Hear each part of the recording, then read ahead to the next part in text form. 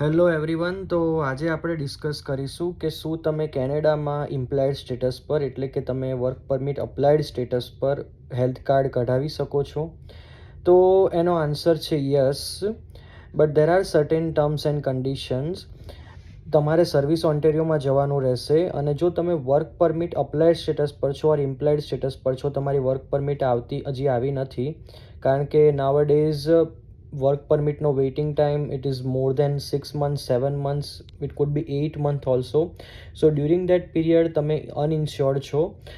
તો ઘણા લોકો એવા હોય છે કે જે લોકો જાણતા નથી કે તેઓ health card OHIP card Ontario health insurance plan કઢાવી શકે છે. Under that there are many services cover by Ontario government. તો એનો આન્સર છે યસ.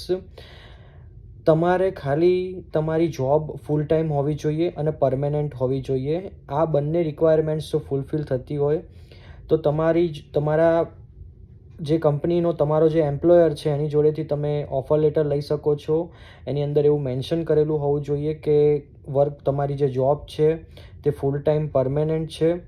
અને ત્યારબાદ એ લેટર અને તમારી જોડે જે કોરિસ્પોન્ડન્સ લેટર જે તમને તમારી આઈઆરસીસીની તમારું અકાઉન્ટ હશે એમાં તમને લઈ શકો છો. કોરિસ્પોન્ડન્સ લેટર જ્યારે તમે વર્ક પરમિટ અપ્લાય કરો ત્યારે તમારી તરત જ એ સમય આવી જાય છે.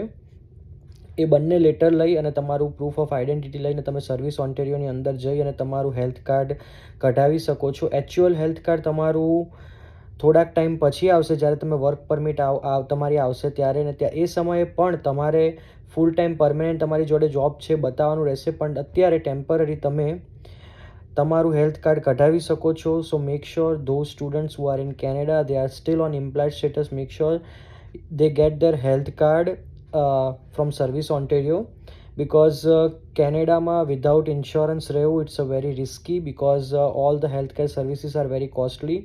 So make sure you get the health card from the Service Ontario.